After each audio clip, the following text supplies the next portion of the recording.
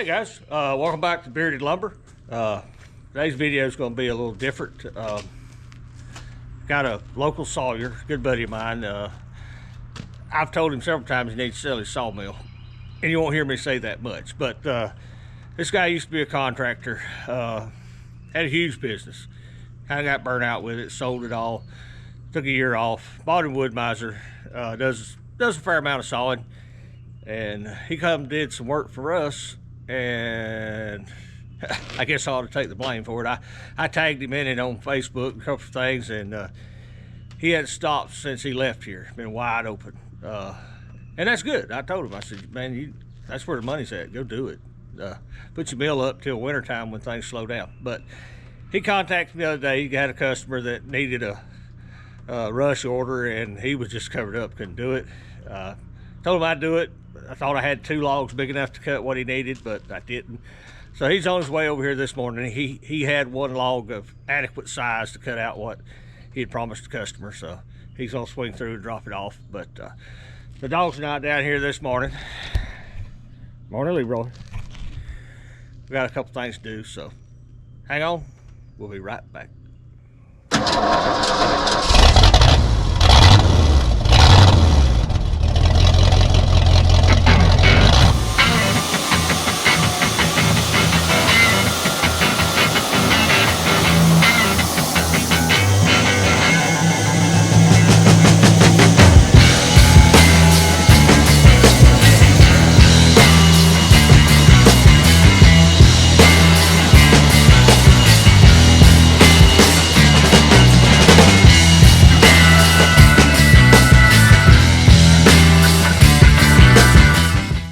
Okay guys, we're back.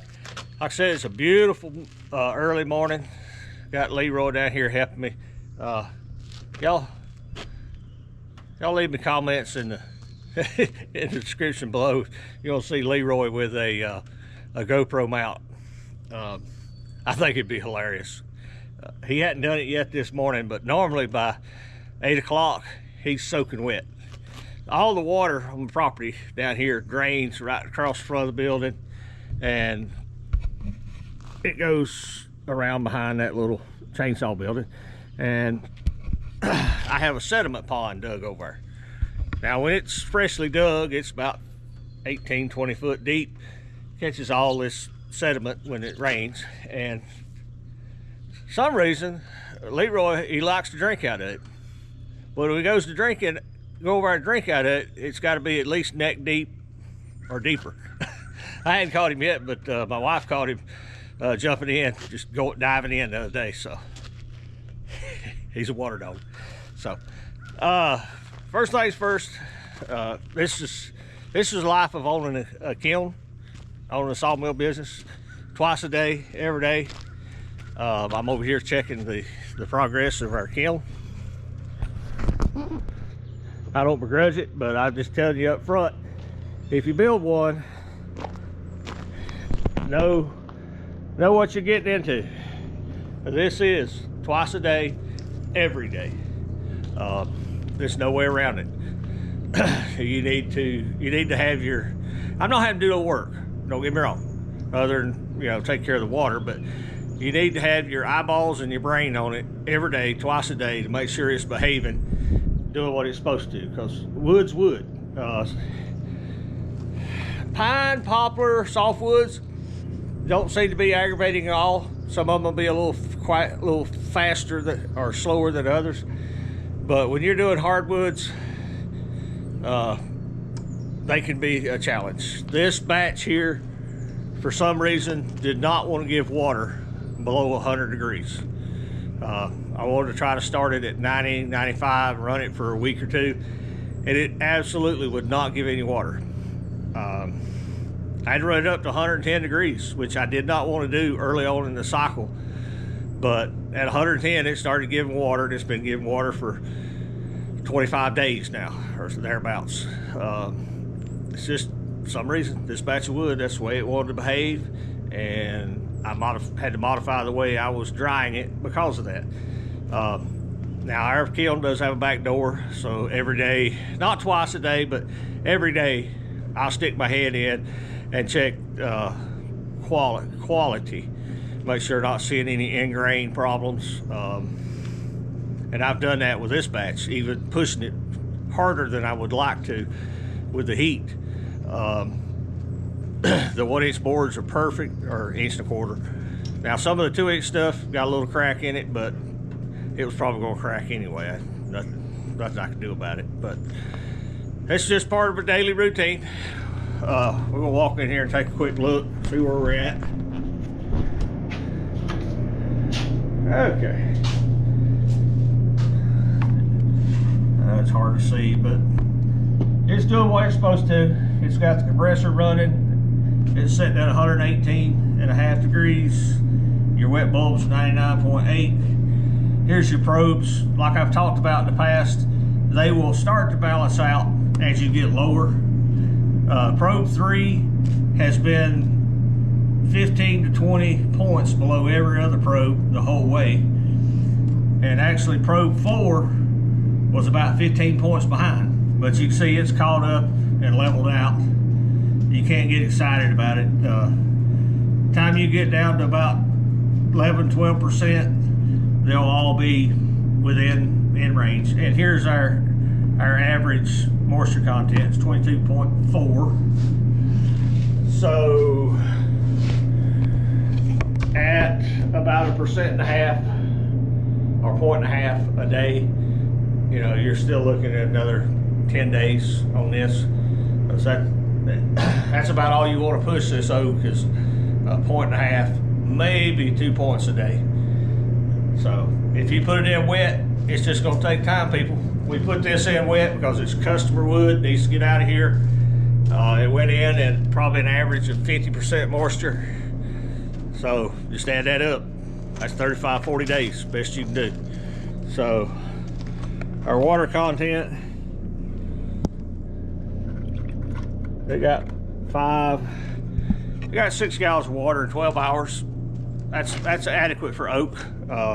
That's about all it needs to do to maintain that 1.5 drop in moisture content every day. If you look at our yard, Lord have mercy, we got a bunch of 20-foot 2x8s, 2x6s over there we've been sawing, and they go with all these 2x12s or 12-foot long 2x6s. Over here I got 1, 2, 3, 4 little piles. That's all the 20-footers that didn't make a good 20-footer. Either too much taper, too much bend, or too small. And we cut them down to 12s and 8s. So I got to get that going through, and that'll be the end of that order. I've got some personal inventory here in the middle of the yard. You see anything sitting in the middle of the yard, that means it's time to go. And that's what that is. It's gonna sit there until Matthew and I make time to saw it and get it out of here. This is the way I do. I don't like anything sitting in the middle of the yard. It really gets on my nerve. So if it's sitting there, it won't be long we'll get to sawing it. So we had a little dose of rain. We need a good soaking shower. I know some of you folks out there, especially northwest, whoo, y'all been getting the rain. Watched Sunny Farms the other day. They got like 8 inches of rain in a week. Yeah, they were, for flat land, they was about as flooded as you can get. You know. So anyway, I'm gonna go unload the slabs off this tractor and wait on the customer to get here with that log, and I'll check back with you in a little bit.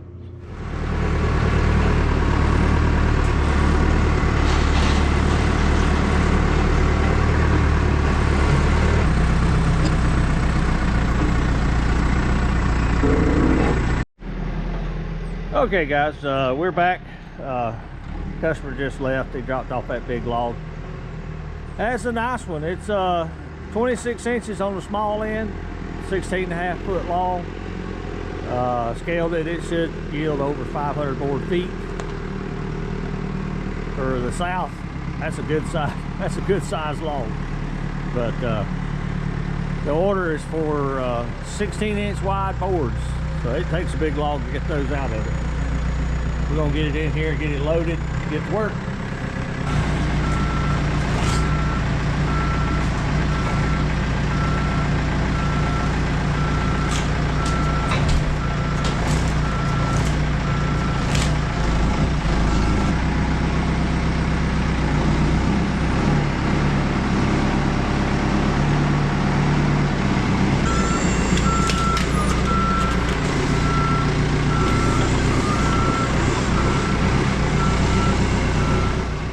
Okay guys, we got this big old girl loaded up here. It's got a big bell on it. I just measured it. It's 40 inches top to bottom and about 32 across. The other end is 26 and a half, 27 inches right on the outside of the bark. So, being it's this big, we're going to have to make a stop sign out of it. I got it rolled up to where I can get, you know, a little bit off the top. It's just what you got to do. Your other options is take it out there and chainsaw it in half, and that kind of defeats the purpose of what we're wanting to cut out of this, because we need at least 10 16-inch wide boards clear. So that's why we're going to do it this way, and that's our goal. Let's see if we can make it happen.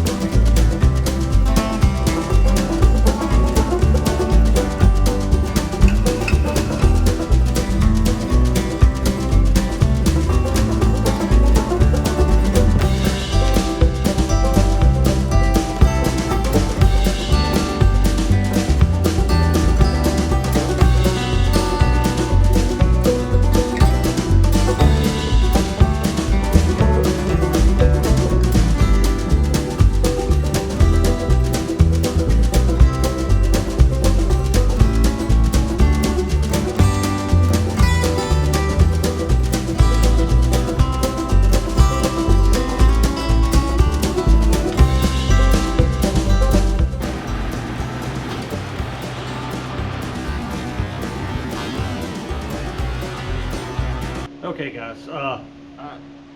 Matthew probably slowed that last clip down right at the end where we broke a blade. I can't stress enough, this is why you don't let people around your mill that don't know what's going on. Matthew and I both knew about 30 seconds before that blade broke that it was getting ready to break. And that comes from years of experience. The blade was sawing good, and then the sound changed. And the sound changed because it was starting to crack, it was loosening up, it was chattering in the cut, and I could actually see it wobbling on the rollers. I walked over and I told Matthew, I said, they ain't gonna last long. He said, nope, it ain't. And I got halfway through the cut, blam! Now that was a 55 thousandths blade. It don't have as much preload tension on it as a 45 thousandths blade, but being that it's thicker, when it breaks, it can be violent. 45s, they snap, the mill stops. These 55s, don't let anybody around your mill when you saw with them, if you're sawing with a thicker blade. They can shoot out the side. We had one the other day come off the top roller and shot over top. There's a little bolt in there. It shot right over top of it. We had to saw it off, get that cover off, get the blade out, and then literally pull it out from under that bolt. I never done that before. I've had them run out on the floor. I had them run out this way. I mean, just, you gotta be careful.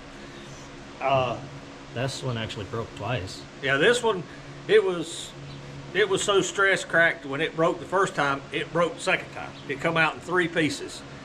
So just be careful with blades, people. Normally, when they break, the mill just stops, but occasionally you'll get that one that'll squirt out, one way or the other. And if you had to be standing in the wrong place, I wouldn't want that going across my shins. So this big old log, let me tell you, she was a big one. It took a little while. We got it whittled down. I didn't stop and talk because we was trying to get through it. We got it down to a 16-inch wide cant by 24. 16 by 23, 24 inches, and we turned it up. We need 12 good 16-inch wide boards, and that's what we're getting off of it. And then the bottom of it, we'll probably make a couple 4x6s we need, and then all these flitches, we needed 10 1x8s. So that's a nice log. Anytime you can get 500 plus board feet out of a log, when we get done sawing it, I'll add it up and see exactly what we got, but it should be over 500 board feet. That's awesome. So let's get back to work.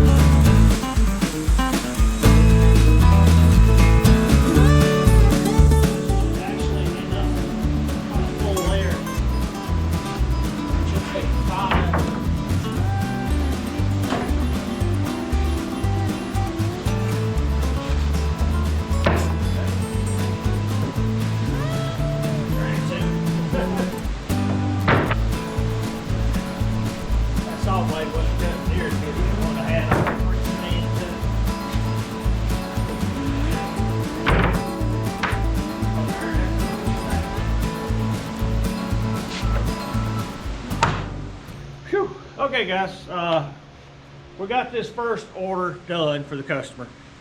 Actually got 2.5.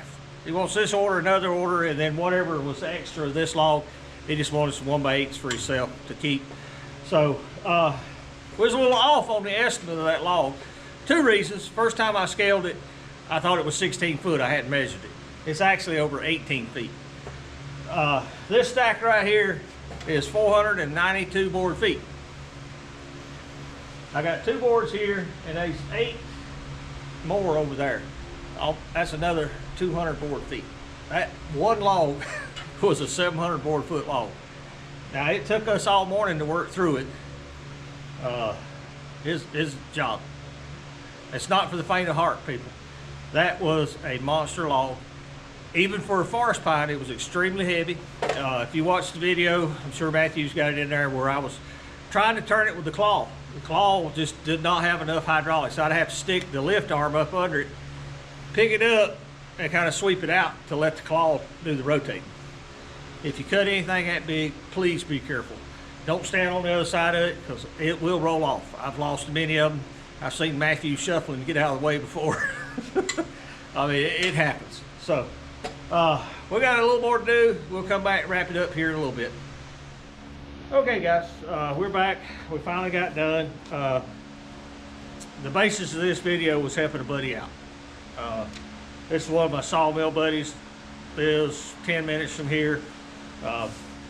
This time of year he's wide open doing pools and concrete, and still has customers.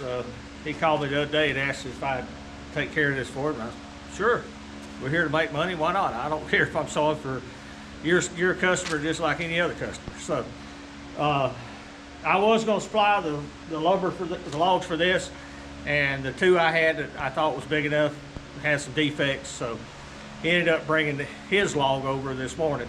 And let me tell you, that thing was a beast. You watched the video, guys. If you've never sawed a log that big, please be careful. That log was so heavy I couldn't get the lift arms to turn it. I'd have to lift it up with a clamp and push out. Lift up with a clamp and push out while I was lifting up with the lift arm.